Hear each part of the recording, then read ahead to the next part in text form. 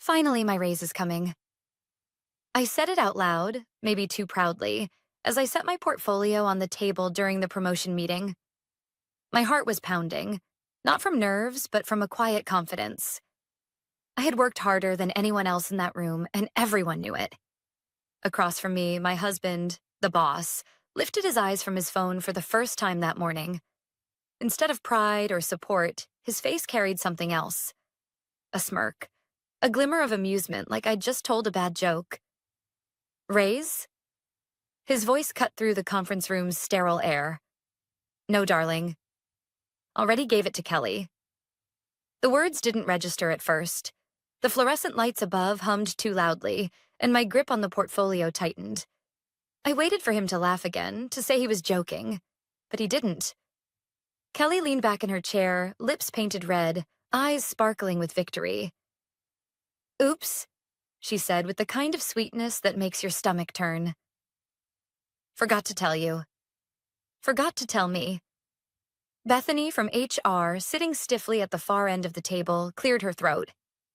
Her hand slid a folder across the polished mahogany surface with clinical detachment. Michelle, you weren't even on the list this quarter. The decision was finalized last week. The folder tapped twice against the table as Bethany withdrew her hand, her expression neutral but her eyes full of pity. Around us, the room had grown painfully silent. Some stared down at their papers, pretending not to notice. Others shifted uncomfortably in their seats, unwilling to meet my eyes. My husband leaned back, folding his arms, the smirk never leaving his face. And Kelly? She crossed her legs slowly, her new heels catching the light. The same pair she'd once asked my opinion on in the restroom, giggling like we were friends. My chest tightened. Not from the loss of a raise. Not even from the humiliation of being blindsided in front of colleagues I'd led through crisis after crisis. Number. It was the betrayal. The deep, bone-level betrayal of realizing the man who shared my bed had spent weeks training my replacement while encouraging me to rehearse a pitch he knew would never matter. I swallowed the lump in my throat and said the only thing I could. I see. Well, then I'll need the afternoon to transition my projects. Kelly smirked. That won't be necessary. Jasper's already been bringing me up to speed. My husband nodded. Exactly. Kelly's ready to take over. The word ready burned in my ears. Ready? She'd been in the department for less than a year. She'd never handled a client meltdown, never worked overnight through a campaign crisis, never spent weekends salvaging accounts while the rest of the team was home with their families. Ready was the last thing she was. I stood, portfolio still clutched against my chest, and walked out without another word. My heels clicked against the polished floor, each step echoing like a gavel. In my cubicle, a small corner desk piled with reminders of years of dedication, I began pulling my things into a box. The orchid I'd nurtured through 2 winters, the mug from Emma, my daughter, that said "World's Best Multitasker." The framed photo from the company retreat, where I'd been named Employee of the Quarter for the 3rd consecutive time. Timothy, one of my junior associates, appeared at my desk, panic written all over his face. Michelle, the Baxter account needs final approval before it goes to print. If you don't sign off, give it to Kelly. My voice was sharper than I intended. But she doesn't even know the Baxter team. She's never met them. You've been working with them for months, I paused, looking at him. 24, bright-eyed, still naive enough to believe hard work guaranteed recognition.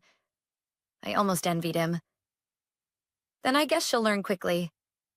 The words tasted bitter, but I forced myself to keep packing. The silence stretched between us until he finally walked away. The drive home was 18 minutes. I counted every traffic light, every mile that took me farther from that building where I had given everything and received nothing. Our house, tucked neatly on a tree-lined street in Portland, looked the same as always. But as I carried the box of my belongings inside, it felt different. Colder. On Jasper's desk, left slightly ajar, sat the Campbell contract, the one I had bled for, strategized for, saved at the very last minute. Its margins were covered in notes, but not in Jasper's sharp handwriting. No, these loops and curves were Kelly's. 6 weeks of notes.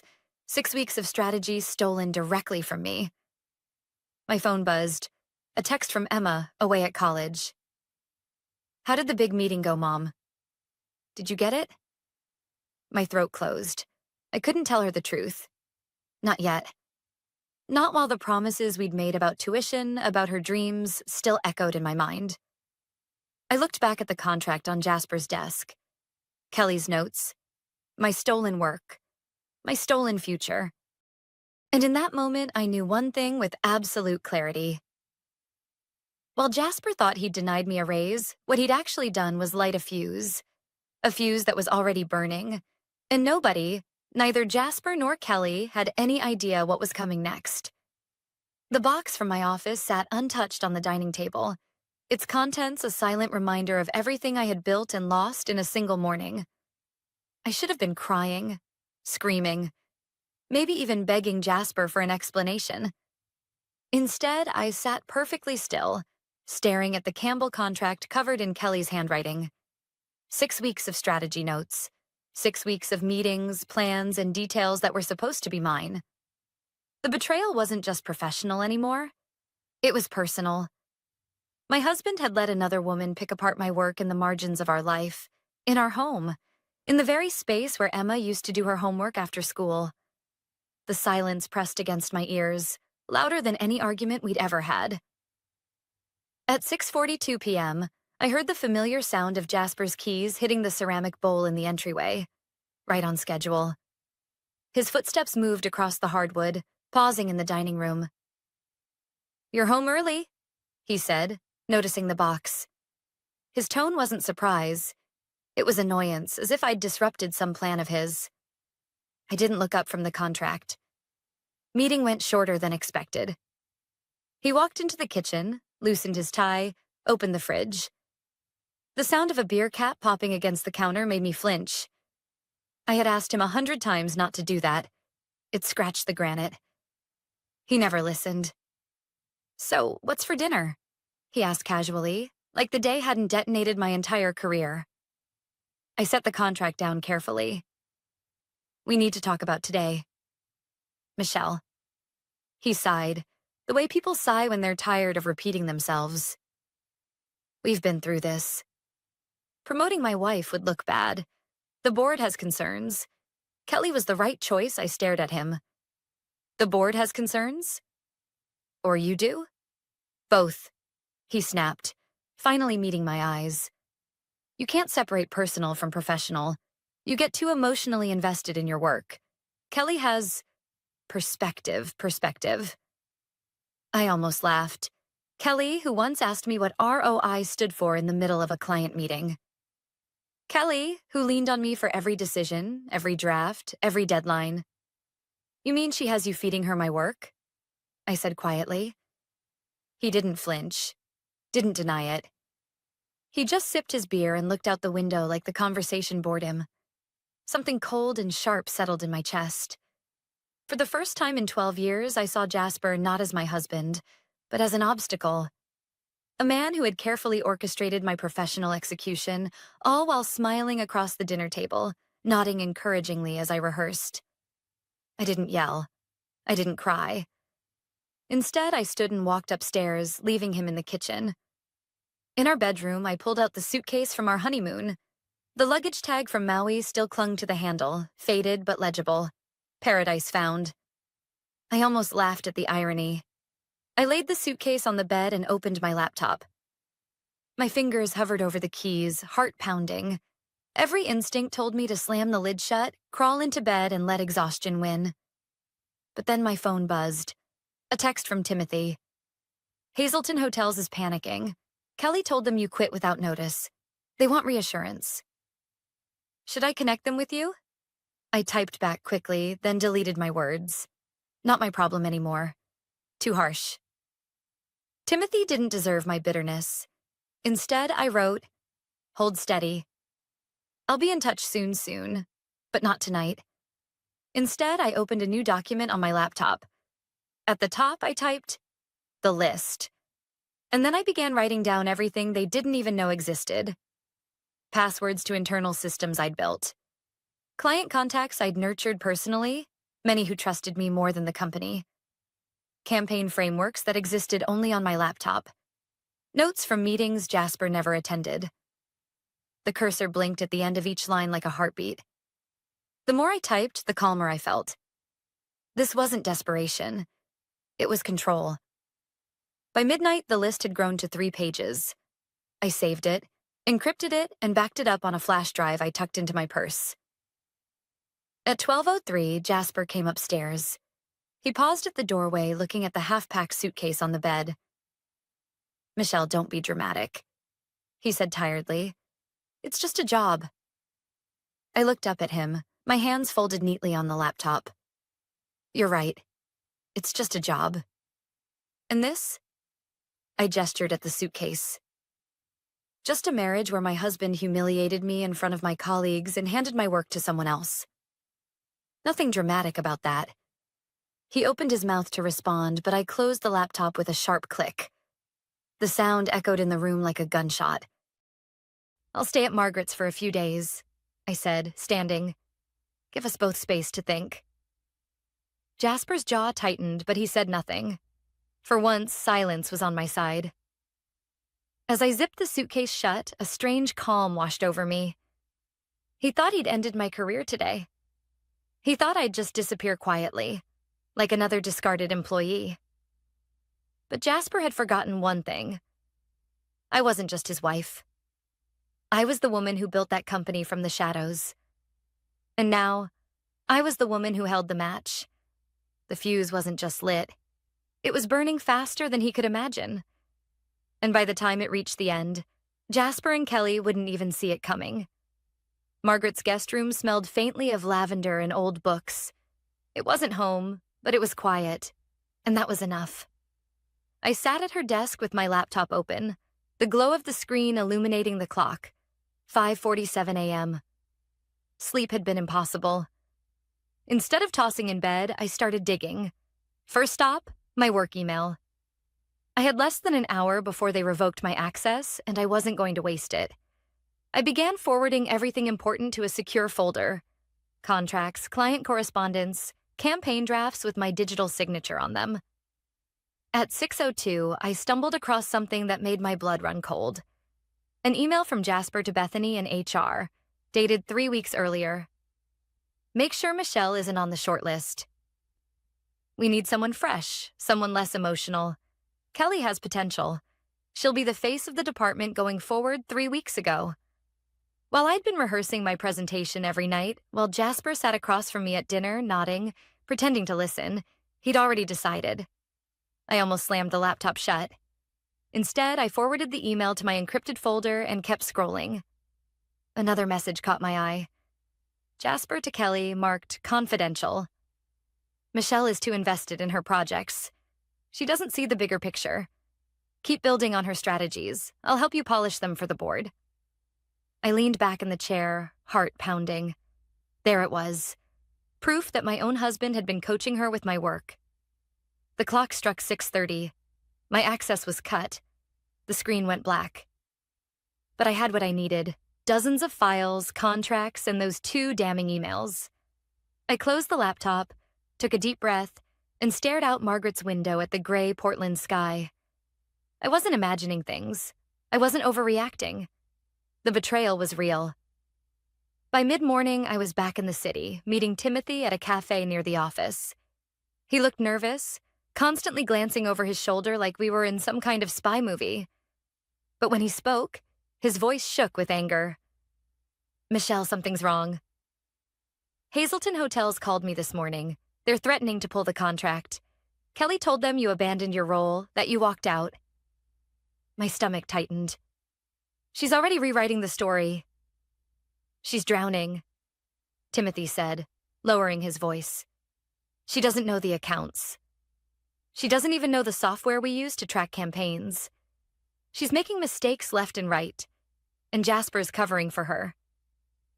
The words should have comforted me, but they didn't. I'd lived through enough crises to know mistakes could be spun, rewritten, buried under layers of corporate excuses. But what Kelly couldn't fake was competence. And clients didn't tolerate incompetence for long. "Timothy," I said carefully, "do you trust me?" He nodded without hesitation. "Then keep your head down. Do your job, nothing extra. And if Kelly asks you to do something that feels wrong, document it. Screenshots, notes, anything."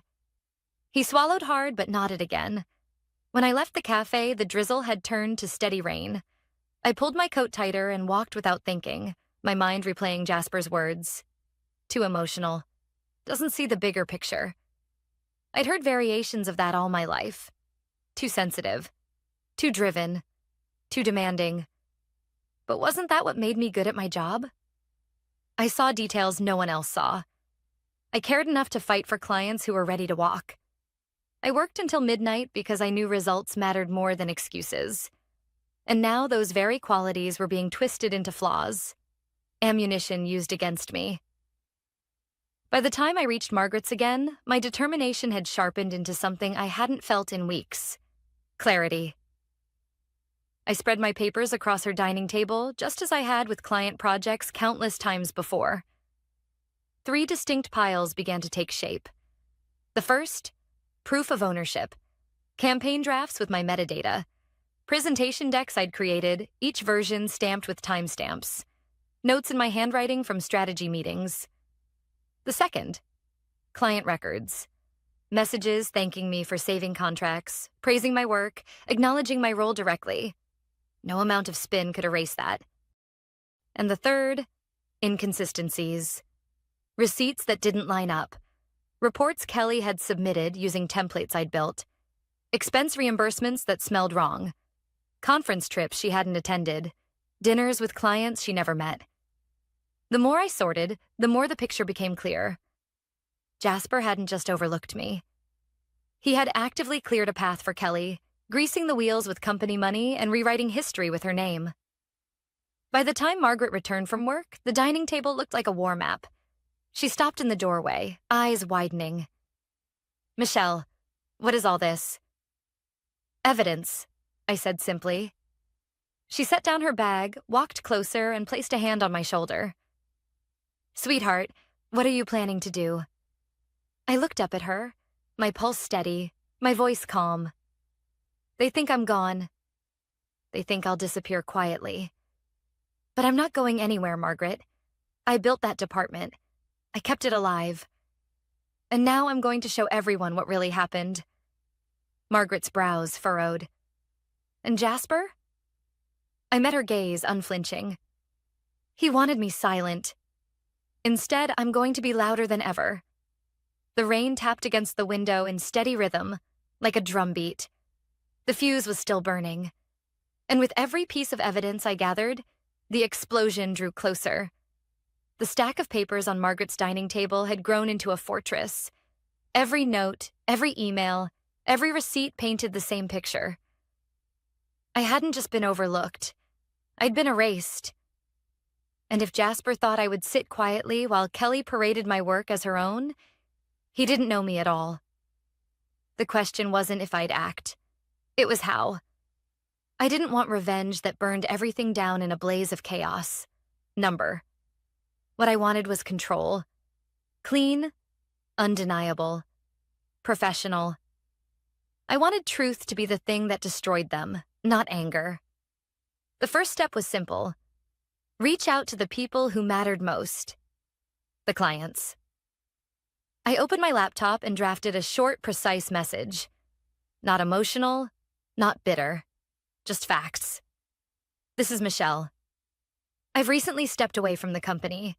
I want to personally thank you for your trust over the years and ensure a smooth transition. Should you have concerns or unresolved matters regarding ongoing projects, please don't hesitate to reach out to me directly. Wishing you continued success. No accusations, no drama, just an open door." By the next morning, my inbox was overflowing. Messages poured in from Hazelton Hotels, Finch and Rowe Marketing, even the smaller startups I'd championed when no one else bothered. The theme was the same. Confusion, panic, and above all, frustration. One client wrote, Michelle, why didn't you tell us you were leaving? Kelly hasn't responded to our calls in 3 days. The campaign is falling apart. Another said, you're the reason we stayed with the company after last year's mess. If you're gone, we'll need to reconsider our options. Each email was a spark, and together they were building into a fire. At 9:14 a.m., my phone buzzed, a number I recognized. Hazelton's VP of Marketing. Michelle, he said, skipping any greeting. Is it true? You're no longer with the firm? I chose my words carefully. That's correct. The decision wasn't mine, but I respect it. He exhaled sharply. We don't. Look, Kelly doesn't know what she's doing. Jasper keeps deflecting, but deadlines don't care about excuses. If you're available, we'd rather work directly with you. Independently, my pulse quickened. Independently. I forced calm into my voice. That's something I'd be open to discussing. And just like that, the first domino tipped. By noon, 3 more clients had called. By evening, I had a list of potential contracts large enough to rival the very department Jasper had handed to Kelly. Margaret watched me scribble numbers across her notepad, eyebrows raised. You're building your own firm, she said. Not yet, I corrected.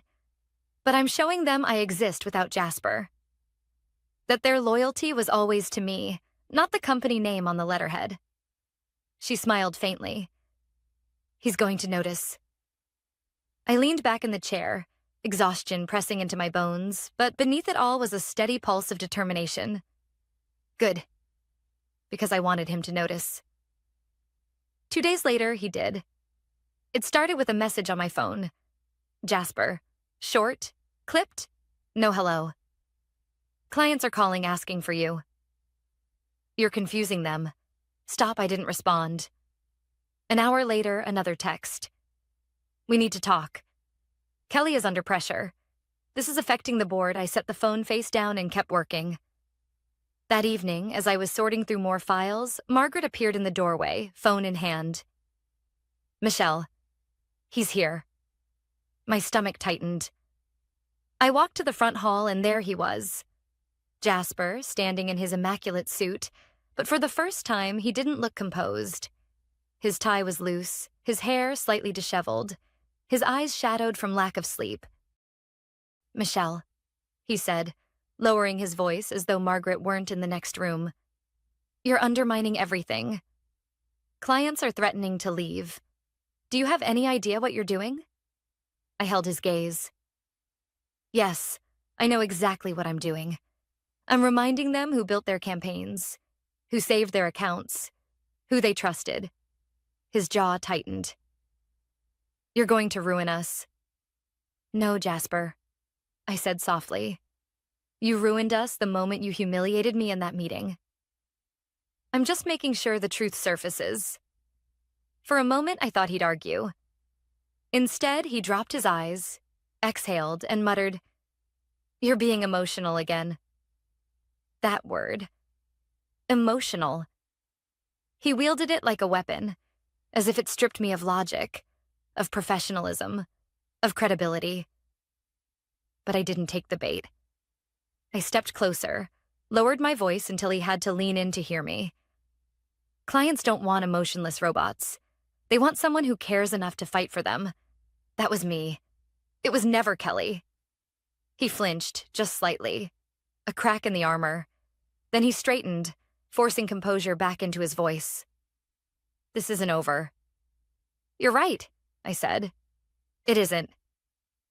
He left without another word, the door clicking shut behind him.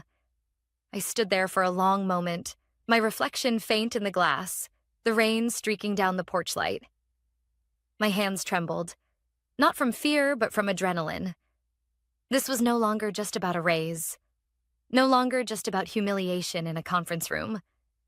This was about rebuilding on my terms, proving that the empire Jasper and Kelly thought they controlled was never theirs to begin with.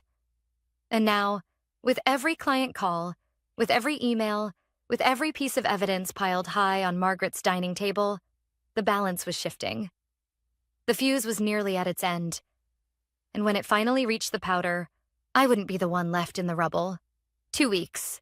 That's how long it took for the cracks to spread into fractures, and the fractures into collapse. At first, it was whispers, clients threatening to walk, projects delayed, deadlines missed, but whispers don't stay quiet in business. By the end of the first week, the board had convened an emergency meeting. Timothy called me that Friday evening, his voice hushed, like he was reporting from behind enemy lines. Michelle, it's bad. Hazelton pulled their account. Finch and Rowe put everything on pause. The board demanded answers, and Jasper blamed Kelly. Kelly broke down crying in front of them. I sat at Margaret's kitchen table, my laptop open, contracts spread around me, a fresh mug of coffee steaming in my hand. For the first time in years, I felt steady. And what did the board say? I asked. They told Jasper they're losing confidence in his leadership. I let the silence hang for a moment, listening to the rain tap against the window. Losing confidence. The very words Jasper had once whispered about me. Now they were aimed at him. By the second week, the dam broke. Hazelton officially signed with me. 2 more clients followed. I hadn't even advertised my services. I didn't need to. Word spread quickly. Michelle wasn't gone. She was independent and she delivered. That Monday morning, as I was finalizing Hazelton's new campaign timeline, my phone buzzed again. This time it was Bethany from HR. I hesitated before answering. Her voice was taut. Michelle, I shouldn't be saying this, but you need to know. The board is investigating Jasper. They found emails, expense reports. They're realizing he's been covering for Kelly, funneling resources to her, even approving reimbursements for trips she never took. I leaned back in my chair. So the truth is finally surfacing. Bethany's sigh crackled through the line. Michelle, you should have been in his chair. Everyone sees it now I didn't respond right away. The younger version of me, the one who once believed loyalty would be rewarded, would have jumped at that validation. But now, I didn't need their chair. I had built my own table. That night, Jasper showed up at Margaret's door again. He looked worse than before. His suit was wrinkled, his eyes bloodshot, his confidence cracked wide open. Michelle, he said, voice low, almost pleading. You have to stop. You're destroying me. I studied him, the man I had once built a life with, the man who had smiled across a dinner table while plotting my professional execution. And all I felt was distance. I didn't destroy you, Jasper. You did that yourself. I just stopped covering your tracks. His jaw worked as if he wanted to argue, but the fight had gone out of him. Finally, he whispered, I made a mistake. The words hung in the air between us. Too little, too late. I closed the door gently. The following week, Jasper resigned. Kelly was quietly removed.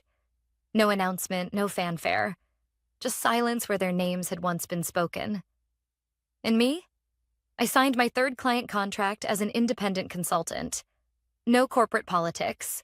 No glass ceiling built by the very man I'd once trusted. Just me, my work, and the clients who valued it. The first time I deposited my earnings into a new business account, I felt something I hadn't felt in years. Freedom. It wasn't just about money. It was about ownership. Control. Emma called one evening between classes, her voice bright. Mom, everyone's talking about you. You're trending on LinkedIn. People are saying you're proof that walking away doesn't mean giving up. Her pride meant more than any promotion ever could. I thought back to that conference room weeks ago.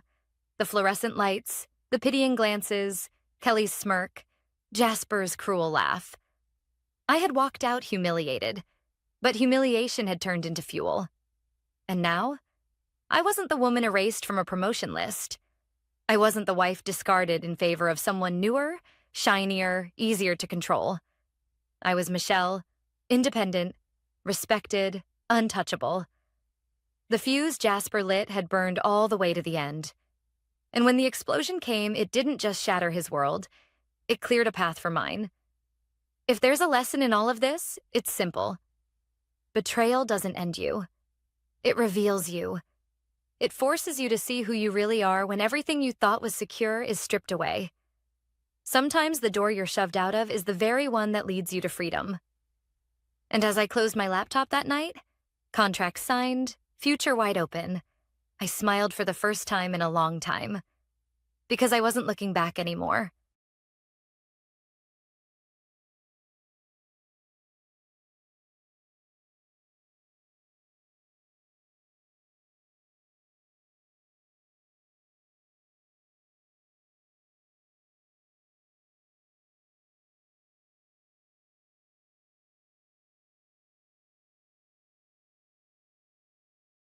You'll sleep on the couch, my husband Daniel said, his voice flat, detached, like he was reading a weather report instead of upending my life. I stood there, holding a grocery bag, my keys still dangling from my fingers. What? He didn't meet my eyes. It's just for a while. My sister's pregnant. She and Jason need a place to stay. You understand? Before I could respond, the front door opened and she appeared. Emily, his younger sister. Her belly was round, her smile brighter than ever. The kind of smile that announces not just arrival, but takeover. Hey, Liv, she chirped, the nickname she'd always used when she wanted to sound friendly. This place looks amazing. Oh, I love what you've done with the living room. She looked around as if she were inspecting a property she'd just bought. Then, still smiling, I'll take the guest room. Jason's bringing the rest of our stuff tomorrow. I blinked. The guest room is fine, but... Oh, actually, Daniel interrupted, spreading cream cheese on his bagel. Emily should take our room. It's bigger. Easier for her with the pregnancy. You can stay on the couch for now. It's temporary. My favorite word in this marriage. Emily's grin widened. That's so sweet of you, Danny. And Liv, hope you don't mind, but it'd be great if you were gone by Sunday. We'll need the space to start setting up for the baby. Her tone was light, teasing, but her eyes? Triumphant. I felt something cold press against my ribs, not sadness, not shock. Something quieter. A kind of numb calculation. This was my house. The mortgage was under my name. The down payment had come from my savings, years of 14-hour days, late nights, and missed birthdays to climb out of debt and into ownership. When Daniel moved in, he'd said, "Finally, a home." I didn't realize he meant mine. I placed the groceries on the counter. You'll both be comfortable then, I said softly. Emily grinned again, mistaking my silence for surrender. That night, I lay on the couch, staring at the ceiling while laughter drifted from the master bedroom. Her laughter. My husband's deeper hum of approval. I couldn't make out their words, but the rhythm of their voices told me everything. I was already being erased. The next morning, the smell of breakfast filled the air. My kitchen, my ingredients. Emily stood by the stove flipping pancakes while Daniel scrolled through his phone. Oh, good. You're up, Emily said. Jason's bringing the crib later. We're thinking of setting it up in your office. You don't mind, right? My office? Daniel looked up briefly. It's just temporary, Liv. You can work from the dining table. It's only for a few weeks, I nodded, though inside something twisted tight. I'd built my company from that small office, one client, one invoice, one sleepless night at a time. It wasn't just a workspace. It was my sanctuary. But now it was becoming a nursery. By Friday, boxes filled the hallway. Emily's maternity clothes, Jason's golf clubs. Their things multiplied like ivy, crawling into every corner of my life. I overheard them talking that night, their voices low but clear through the door Daniel forgot to close. She's not going to fight it, Emily said. Olivia never does. She just absorbs things. Daniel chuckled. She'll adjust. She always does absorbs, adjusts. Words used for furniture, not people. I stood there frozen, my hand resting on the doorframe. For years, I'd believed kindness could build bridges. That being understanding was a strength. But in that moment, I realized kindness only works with people who have hearts. not with those who see it as weakness. When I walked into the bedroom later, the wedding photo that once sat on the dresser was gone. In its place hung a sonogram. My reflection in the mirror behind it looked foreign, pale, distant, stripped down to something raw and unrecognizable. The next morning, Emily handed me a list. "We'll need a few things for the weekend," she said brightly. "Almond milk, decaf coffee, prenatal vitamins, organic fruit. You can pick them up after work, right?" I folded the paper slowly, met her eyes, and smiled. "Of course," I said. It was the same calm tone I used in meetings when someone underestimated me, the kind of voice that made people relax right before I outmaneuvered them. She mistook that smile for surrender, too. Most people did. When I stepped out that afternoon, the sun hit my face, and for the first time in days, I exhaled. The air felt sharper, clearer. I walked toward my car, phone in hand, already scrolling through contacts, not for apartments or lawyers. Not yet. For something bigger, something permanent. Because by Sunday, Emily's smug grin would fade. And when it did, Daniel would realize he hadn't just pushed me to the couch. He'd pushed me to the edge of something far more dangerous. Saturday morning arrived with the sound of drilling. I opened my eyes to see sunlight spilling across the couch and the distinct thud of something heavy being assembled down the hall. Emily's voice followed. "Jason, make sure the crib's centered. I want the sunlight to hit it in the morning. It's good for development." The crib. In my office. I sat up slowly, my back aching from another night on the couch. The smell of fresh paint and takeout hung in the air. I caught a glimpse of myself in the reflection of the TV screen. Hair messy, dark circles under my eyes, still wearing yesterday's sweatshirt.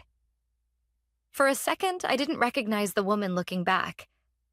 This wasn't just about losing a room or a bed. It was about losing respect. And once someone takes that, they rarely give it back. I walked to the kitchen. Emily stood barefoot by the counter, blending a smoothie while humming to herself. "Morning, Liv," she said brightly. "We made extra if you want some. It's banana and kale. Jason says it's great for the baby." I forced a polite smile. "I'm fine." Daniel walked in from the hallway, adjusting his tie. He gave me a quick nod, not a husband's nod, but a coworker's acknowledgement. "Can you pick up dinner tonight?" Emily's craving tie. I looked at him for a long moment. "Craving," I repeated. He frowned, not liking my tone. "Don't start, Olivia." "She's pregnant. Be kind. Always kind." When the door closed behind them, the apartment finally fell silent. I stood in the center of the living room, surrounded by boxes that weren't mine, furniture that suddenly felt foreign, an air that no longer belonged to me. Something inside me shifted, not with rage, but precision. I'd built my life from nothing before. I could do it again. The difference was, this time I'd take everything they'd built from me. I walked to my home office, what used to be my office. The door was half open. Inside, the once minimal workspace was now overtaken by soft blues and grays. The crib stood where my desk used to be. A rocking chair replaced my filing cabinet. My laptop and documents were pushed into a corner like unwanted clutter. My company files, my client contracts, my consulting projects, my invoices, all tucked into a single cardboard box marked miscellaneous. I crouched beside it, running my fingers across the folders, the ones labeled Peterson contract, Anderson review, Greenwood renewal, work I'd poured months into. My entire business lived in those papers. Daniel had never understood what I did. He used to joke, "You just send emails and people send money, right?" But that email job had paid for this apartment, for the vacations, for his car. I pulled out my laptop, powered it on, and began typing. Emails to my accountant, to my lawyer, Rebecca Lynn, a quiet, meticulous woman I'd met through a client years ago, and one to my assistant, Kayla. "Please gather all outstanding invoices and prepare a transfer file. I might be working remotely soon. Confidential. When you work in consulting, you learn something valuable. Every decision leaves a paper trail." Every paper trail can either protect you or destroy you. By the time I closed my laptop, I'd already outlined the skeleton of a plan. Nothing dramatic. Not yet. Just subtle repositioning. A strategic withdrawal that looked on the surface like surrender. Around noon, Daniel's mother called. Her voice came through the speaker, sharp and self-assured. "Olivia, dear, I heard Emily's staying with you." "How generous of you. She needs stability right now." "She has plenty of that," I said evenly. "I do hope you're being understanding," she continued. "Pregnancy is hard enough without tension. You know how emotional women can be."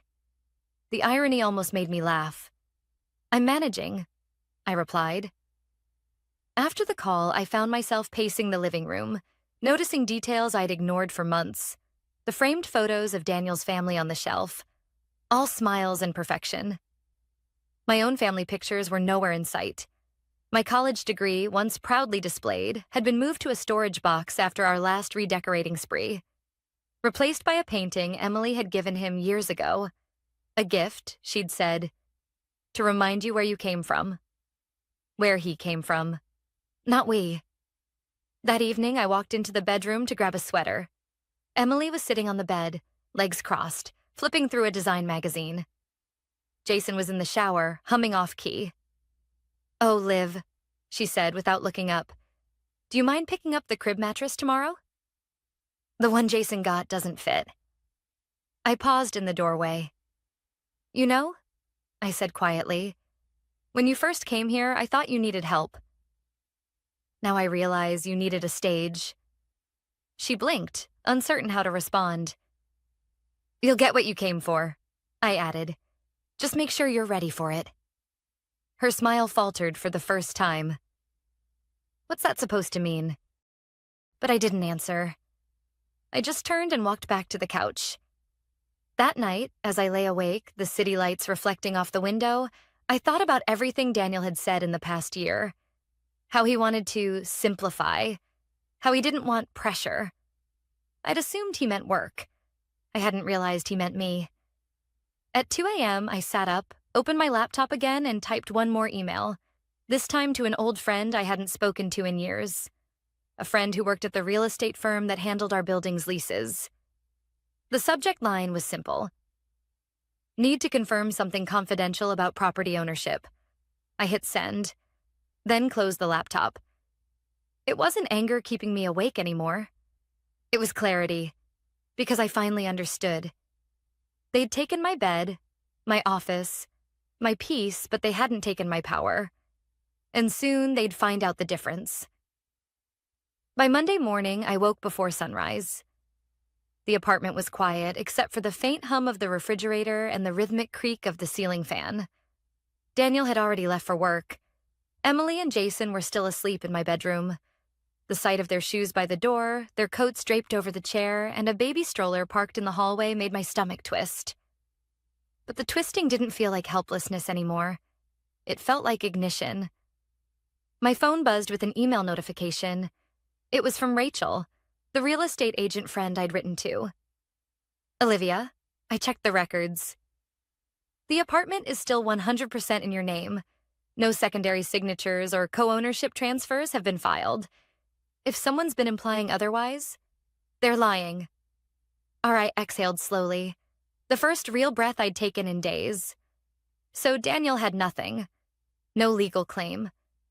No right to dictate who lived here, who slept where, or who packed their things. Everything was still mine. The couch, the bed, the mortgage, the air between the walls. All of it. And that changed everything. That day I went to work as usual. My colleagues noticed my calmness. I even heard one whisper, "She seems lighter lately." They didn't know that calm was the surface of a much deeper storm. During my lunch break, I called my lawyer, Rebecca Lynn. She answered on the second ring. "Olivia, you said this was urgent?" "It's about my property," I said, "and my husband's family." "Go on." "I need to review the ownership structure, and I might need to revise my will temporarily." Quietly. There was a short pause. "I assume there's conflict?" "Not yet," I said. But there will be. She didn't ask for details, Rebecca never did. She just said, "Send me your latest deed and marriage license. I'll prepare a draft amendment." And Olivia, her tone softened. "Document everything. Every text, every comment, every purchase made under your roof. You'll thank yourself later, I already had." When I got home that evening, the apartment smelled of garlic and perfume. Emily was at the dining table with her mother, Daniel's mother. They were laughing over takeout boxes, their voices filling every corner of my space. "Olivia," his mother said cheerfully, "we were just talking about how generous you've been, letting Emily stay here during such a sensitive time." "She's been a saint," Emily interrupted, placing her hand over her belly dramatically. "I don't know how we'd have managed otherwise." I smiled faintly. "I'm glad you're comfortable." Daniel walked in moments later, his tie loose, his tone dismissive. "Liv, can you clean up after dinner? Mom's going to stay the night." The words rolled off him like water, casual and entitled. Something in me hardened. "Actually," I said evenly, "I won't be here tonight." 3 faces turned toward me. Daniel frowned. "Where are you going?" "Just staying at a friend's." "I need some space. You seem to have plenty of company here." His mother chuckled lightly, assuming I was being dramatic. "Oh dear, don't take things so seriously. You know how emotional women can get during transitions?" Emily smirked. "Yeah, Liv." "Don't make it weird," I met her gaze. "I'm not making it weird. I'm making it clear." She blinked, unsure how to reply. I grabbed a small suitcase from the closet. Not much, just a few essentials. Before leaving, I quietly unplugged the Wi-Fi router and slipped it into my bag. None of them noticed. When I closed the door behind me, the silence of the hallway felt sacred. I hadn't realized how suffocating the apartment had become until I stepped out of it. I drove to a small cafe near the river, one I used to visit before life became complicated. I sat by the window, ordered coffee, and opened my laptop. Emails, bank transfers, insurance updates. Each click was a small step toward reclaiming my autonomy. I updated all my online accounts, changed passwords, revoked Daniel's access to my business files, and moved half my company funds into a separate account under a new LLC name, LJ Consulting Group. The LJ stood for life, just mine. I wasn't impulsive. Every move I made was deliberate, traceable, legal. By 9 p.m., my phone started lighting up with messages. "Daniel, where are you?" "Daniel, Emily's freaking out. Mom says this is childish, Daniel. We need to talk." I let them pile up, unread. Then I called Kayla, my assistant. "Kayla, I'll be working remotely for the next few weeks," I said. "Set up client communications under the new LLC. Transfer all contract payments to the new account." There was a pause. "Is everything okay?" "Everything's finally getting there," I said. When I returned to the apartment late that night, the lights were off. The place was quiet except for the faint glow of the nightlight in the hallway. I passed the guest room, now Emily's nursery, and stopped for a moment. The crib was still empty. I looked around the room, every inch of it a reminder of what they thought they could take. Then I whispered to myself, "They think I'm moving out." But really, they're the ones being moved. Back in the living room, I lay down on the couch again, calmer than I'd felt in weeks. Because for the first time since that humiliating moment when Daniel told me to sleep on the couch, I had direction. And by the time they realized what was happening, it wouldn't be anger they'd feel. It would be fear. By Tuesday morning, the air in the apartment had changed. Not that anyone else noticed. Emily was in the kitchen, talking loudly on speakerphone with her friend about baby shower plans, while Daniel sat at the dining table, scrolling through his emails like the world owed him quiet. But I noticed. I always did. The small changes, the cracks forming beneath polished surfaces. When Daniel glanced up, he frowned. "You're dressed early." "I have meetings," I said simply, slipping on my blazer. He gave a humorless laugh. "Still chasing clients?" "I thought you were slowing down. I'm not." I left before he could respond. His opinion no longer carried weight. My first stop was Rebecca's office. She greeted me in her usual calm way, then handed me a folder. Inside were freshly signed documents, property reaffirmation, beneficiary update, and a quiet separation agreement template that could be activated at my discretion. I also drafted a lease termination letter, she said. If you want to remove someone from the premises legally, this will make it clean. I traced my finger along the paper. Can I give them 72 hours? Legally, yes. Though emotionally, it might get messy. I smiled faintly. That's fine. When I got back to the car, my phone buzzed. Kayla again. Just confirming. All payments now go through LJ Consulting. Your old business account shows multiple login attempts from an unfamiliar IP. Should I lock it? Yes, I texted back. Permanently. So Daniel had tried to access my work accounts. The timing wasn't surprising. He'd always been curious about how much money consulting really brought in. I'd caught him glancing at my invoices once, pretending it was a joke.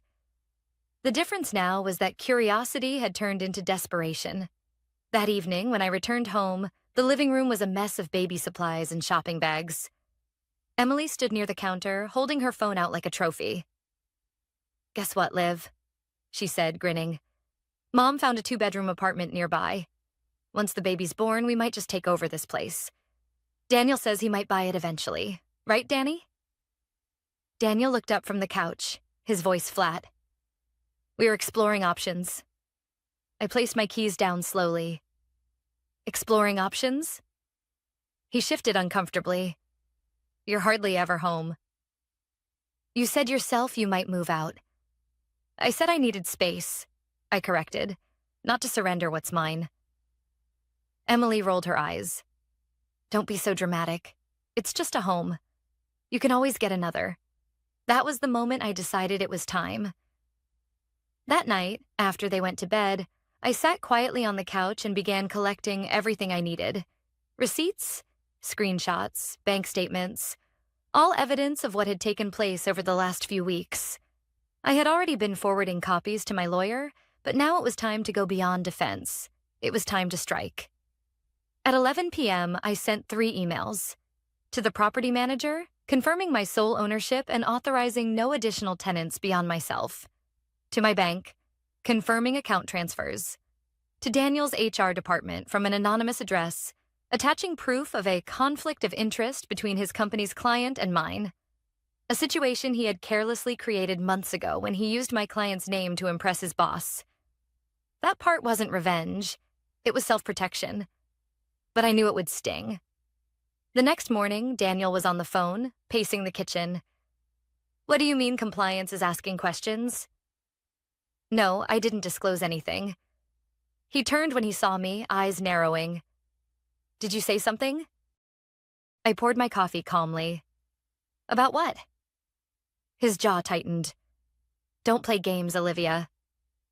Games require 2 willing players, I said. You made sure I stopped playing a long time ago. He didn't respond, just grabbed his jacket and stormed out. Emily appeared seconds later, still in pajamas, holding a mug. What's his problem? Reality, I said. She smirked. Well, whatever's going on, keep it quiet. Mom's coming this weekend, and we're planning to do the baby's gender reveal here. In my apartment, I said softly. She laughed. Oh, come on, Liv. You've got to stop saying that like it means something.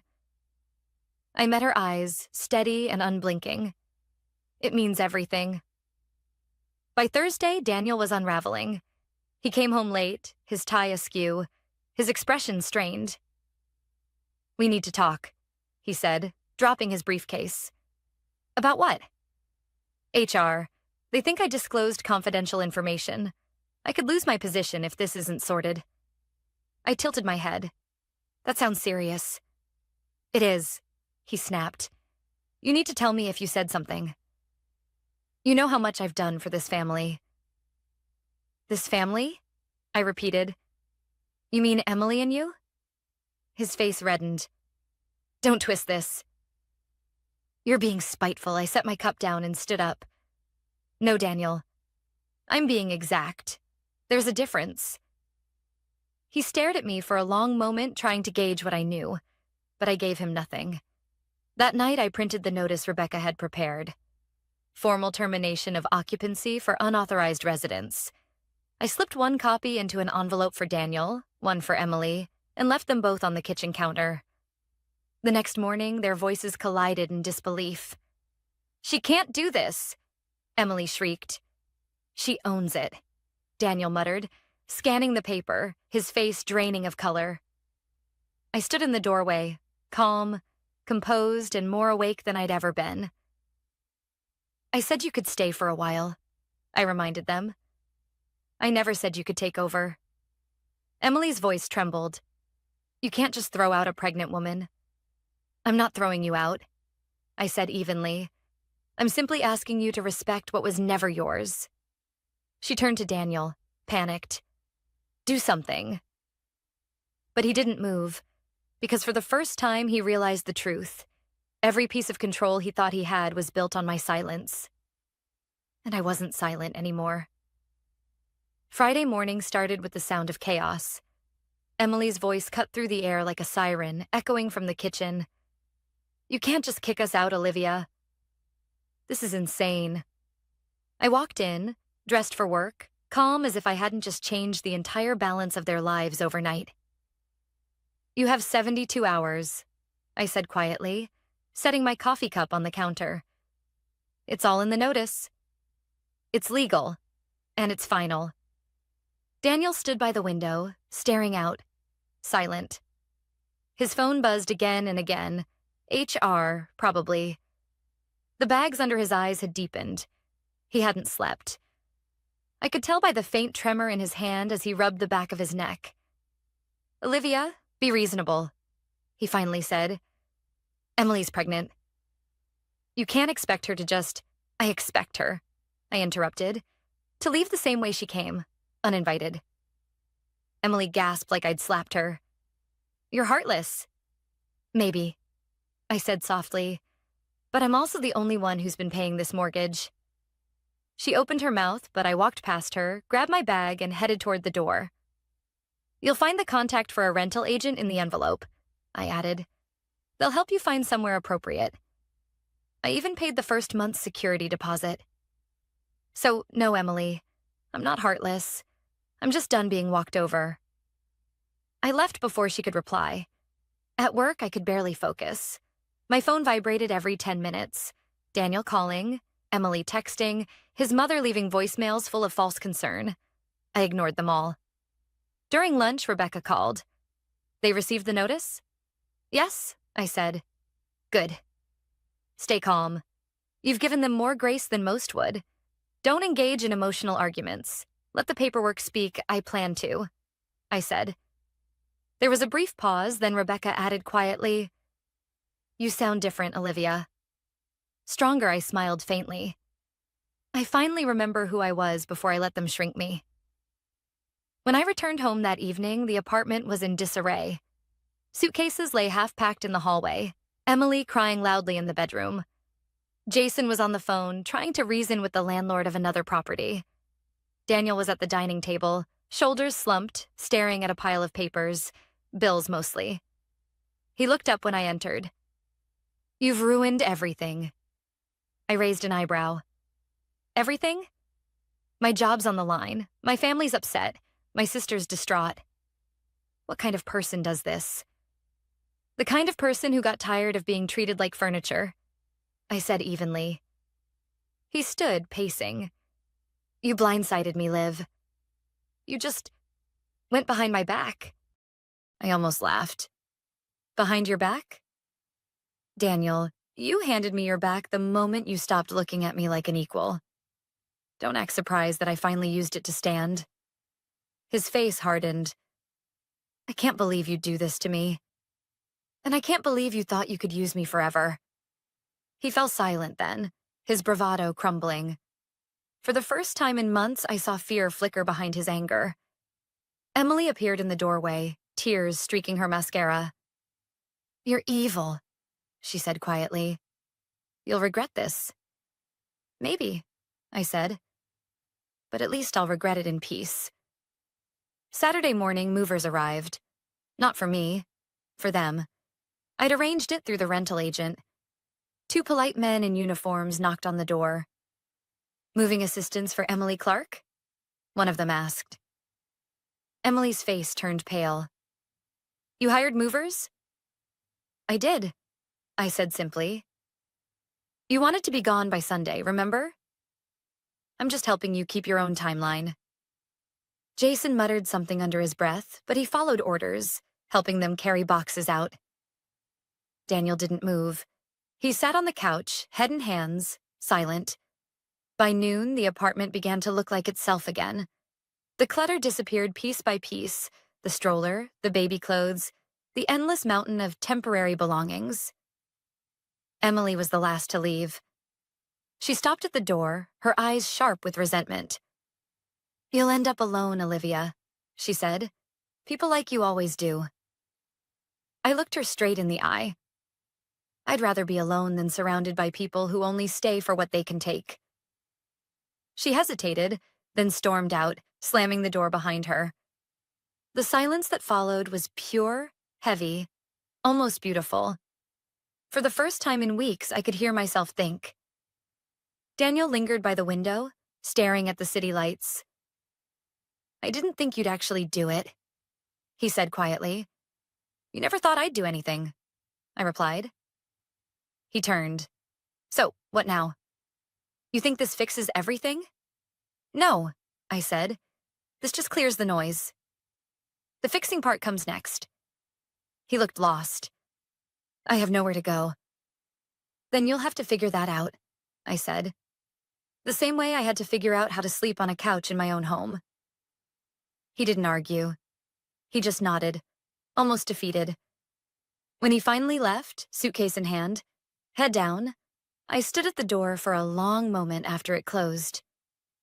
The quiet was so complete it almost rang in my ears. I walked through each room, slowly, touching the walls, the counters, the edges of my desk. My office, now empty, looked just like it had when I first bought the place. There were no baby clothes, no arguments, no apologies that meant nothing. Just space. And in that space, I realized something I hadn't felt in months. Peace wasn't loud or triumphant. It was quiet, controlled, real. I made myself tea, sat by the window, and opened my laptop. The city lights shimmered below, and for the first time, I felt like they were mine again. But this wasn't the end. Not yet. Because Sunday was still coming. And that was the day everything would break. Sunday morning arrived quietly, but I woke before the sun. For the first time in weeks, the apartment smelled like coffee again. My coffee. The counters were clear, the couch cushions finally back where they belonged, and the soft hum of peace filled the space like a familiar song I'd forgotten. Still, I knew the day wouldn't stay peaceful for long. At 9:12 a.m., the first call came, then another. By 9:15, my phone buzzed nonstop. I turned it over on the counter, letting it ring. I didn't need to see the name flashing across the screen to know who it was. Finally, curiosity won. I swiped to answer. Daniel's voice burst through immediately. "Olivia, what the hell did you do?" I sipped my coffee calmly. "Good morning to you too." "I just got off the phone with HR," he snapped. "They're suspending me pending investigation." "You sent those documents, didn't you?" "Documents?" I repeated, my tone even. "If your company found something concerning, that's between you and them. Maybe you shouldn't have used my clients' names in your pitches." He went silent. I could almost hear the realization settling in that I'd known all along. "You've destroyed me," he whispered finally. "No, Daniel," I said softly. "You destroyed us. I just stopped cleaning up the mess." He tried another angle. "Emily's furious. Mom's devastated. She keeps saying this isn't you, that you're being manipulated." I let out a quiet laugh. If standing up for myself is manipulation, then maybe that's exactly who I am now. He didn't reply. After a few seconds, the line went dead. I set the phone down and stared out the window. The sky had turned a pale blue, sunlight stretching across the city like an unspoken promise. You made it through. But the day had one more chapter to write. Around noon, the doorbell rang. I opened it to find Daniel standing there, his shirt wrinkled, eyes bloodshot. He looked smaller somehow, not physically, but in presence. "I just want to talk," he said, voice low. I stepped aside wordlessly. He walked in, scanning the now empty apartment. "It feels different," he muttered. "It feels like mine again," I said. He rubbed his forehead. "Emily's staying with Mom for now. She's upset. She thinks you wanted to humiliate her." I tilted my head slightly. I didn't need to. She did that herself. He flinched, then took a deep breath. "Look, I know I handled things badly, but you didn't have to go nuclear." I met his gaze steadily. "You told me to sleep on the couch, Daniel. You told me to move out if I didn't like it. You replaced my things, my space, my voice, and you thought I'd just stay quiet." He looked down, jaw tightening. "I was trying to keep peace in the family." "At the cost of your marriage," I said. "That's not peace, that's cowardice." He didn't argue. For the first time since this began, there was no defensiveness in his posture, just resignation. Finally, he asked, "So what happens now?" I handed him an envelope from the counter. Inside were 2 documents, the separation agreement Rebecca had drawn up, and a note with 3 sentences written in my handwriting. He opened it slowly, eyes scanning the words. "You taught me what silence costs. I'm done paying, Olivia." He looked up, speechless. "You're ending it?" "Yes," I said simply. "This marriage stopped existing when respected." He stared at me for a long moment, then gave a small, defeated nod. "You'll regret this," he said quietly, though his tone lacked conviction. "No," I replied. "I'll remember it." He left without another word. The door clicked shut, and the quiet that followed wasn't emptiness. It was freedom. That evening, I walked through the apartment again, this time slowly, with intention. I touched the walls, the corners, the things I'd nearly lost to someone else's entitlement. On the coffee table lay the small box I'd packed weeks ago when I thought I would be the one leaving. Inside were the few things that had kept me grounded through all of it: my grandmother's bracelet, the deed to the apartment, and an old photograph of me from my first year in business. I smiled at that version of myself, younger, maybe a bit naive, but strong. She had disappeared somewhere along the way, drowned out by compromise and quiet endurance. But she was back now.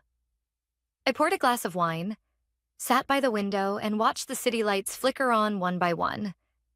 For the first time, I wasn't replaying conversations in my head, wondering if I'd said the wrong thing or been too harsh. I wasn't second-guessing. I was simply existing. At 8:30, a message popped up on my phone from an unknown number. "Emily. Mom says Daniel's staying with her for now. You got what you wanted. Hope it was worth it." I read it twice, then typed back one sentence. "It was never about what I wanted, Emily. It was about what I wouldn't accept anymore." I set the phone down, smiling faintly. Outside, the city kept moving, indifferent, alive, full of people starting over. Somewhere in that movement, I felt the rhythm of my own restart. I wasn't angry anymore. I wasn't bitter. Just steady. The world had tried to shrink me into silence, and for a while it had succeeded. But the thing about silence is, it echoes. And when it breaks, it can shake everything that once seemed untouchable. I took one last sip of wine, looked around my apartment, my space, my peace, and whispered to the empty room, "Welcome home, Olivia.